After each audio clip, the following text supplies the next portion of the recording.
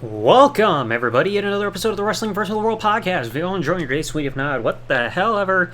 It's time for a subject matter I'm sure a lot of you are not aware of, and that was the fact that the Godfather, aka Charles Wright, had a run that you'll probably forgot about.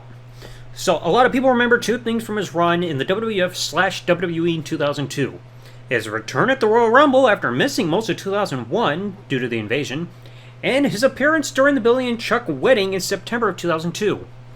Everyone most likely forgot that he actually had a heel run in between that period, and it's time to discuss that.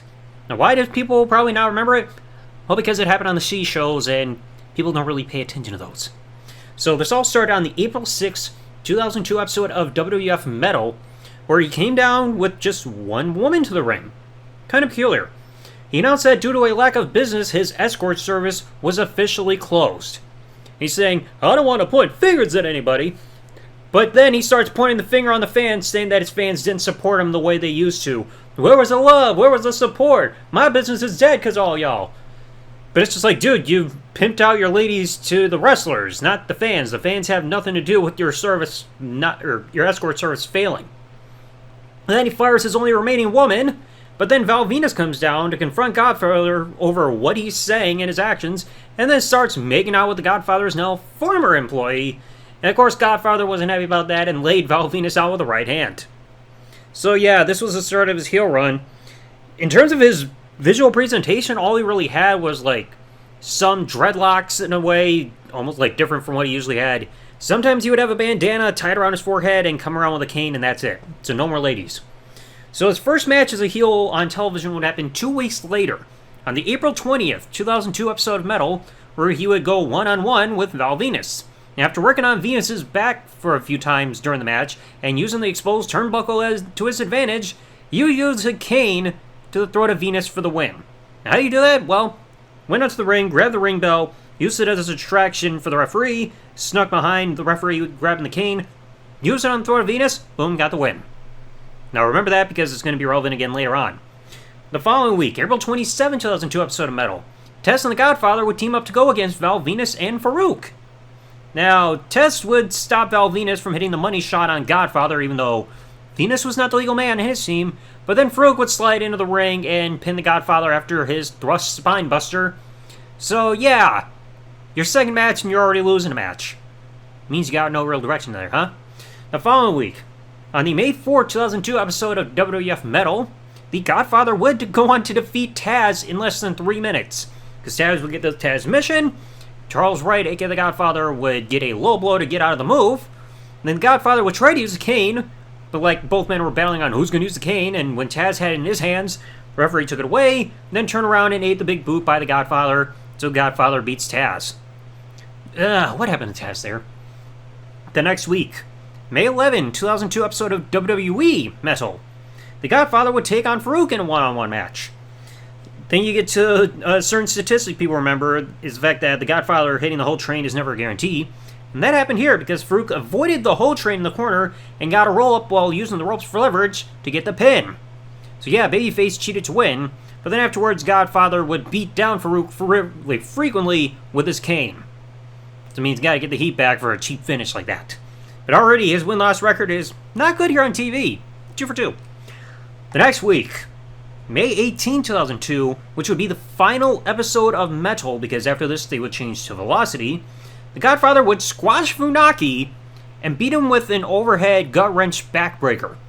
Yeah, so I thought he was going to go for gut-wrench powerbomb. Lifts him up, then drops him down on his knee for a backbreaker, and that was enough to beat the #1 announcer for SmackDown. Sorry, Funaki. 2 weeks later now, on the second episode of Velocity, being June 1st, 2002, Godfather would lose to Mark Henry after submitting to the bear hug. Where's the direction of Godfather here? Why did he turn heel? It seems like every time he gets a win, then he comes back with a loss. No real direction.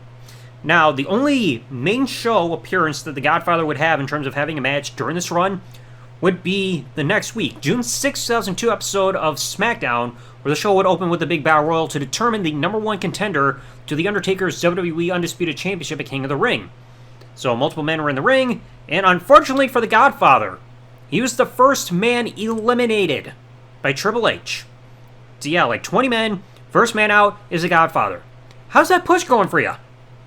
And then the Godfather's final match of this heel run would happen 2 days later on Velocity, June 8, 2002, where he would defeat Hugh Morris in the exact same way that he beat Val Venus in the first match of his heel run. Go out of the ring, distraction with the ring bell, grab the cane behind the referee's back, shot to the throat, that's it.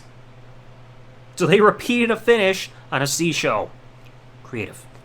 Now after this, Godfather would disappear from television for the next 3 months and would not return to television until the September 12, 2002 episode of SmackDown as a babyface with his previous persona of being a pimp with the Whole Train. And there was absolutely no explanation how his business came back.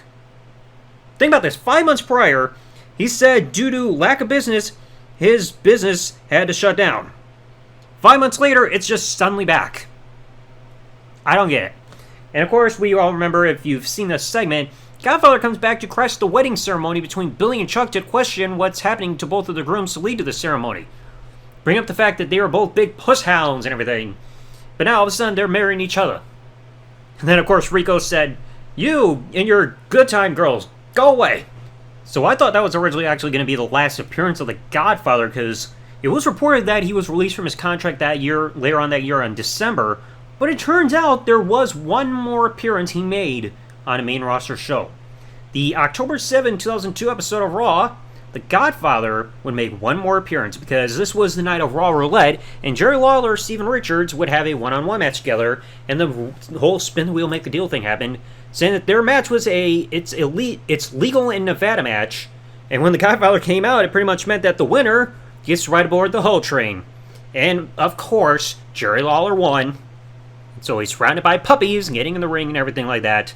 But then, as I mentioned, a couple months later, the Godfather would be released from his contract by WWE and would not be seen again for about another 2.5, 3 years.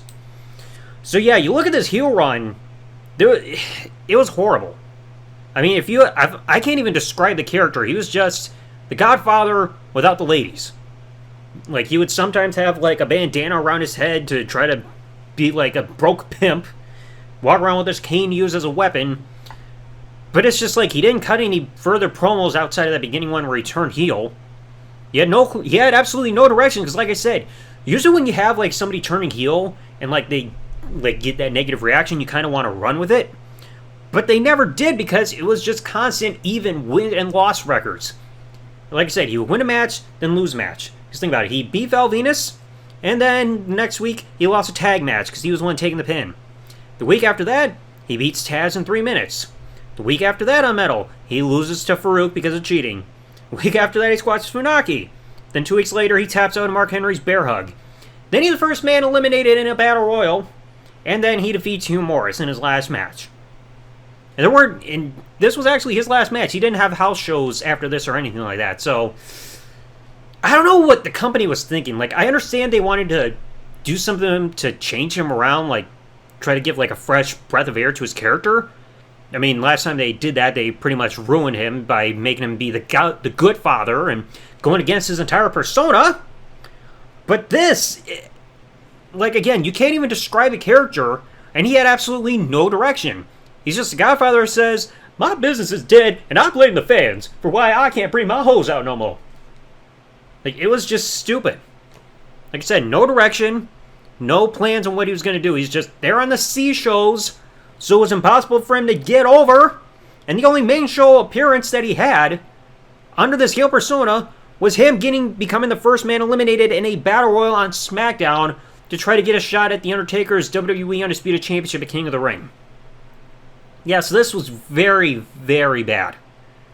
So anyway, let me know your thoughts in the comment section below. Did any of you not know until listening to this episode that The Godfather had a heel run in 2002? Let me know in the comment section below. If you enjoyed today's episode, folks, please remember, leave a like, subscribe with the bell, turn on if you're listening to this on YouTube, or follow if you're listening to this podcast on any other service that this podcast is available on, and I'll catch you all next week on the next episode. Thanks for listening, everybody. Like, comment, subscribe. Peace out, and good day, everybody. I could really use the whole train right about now.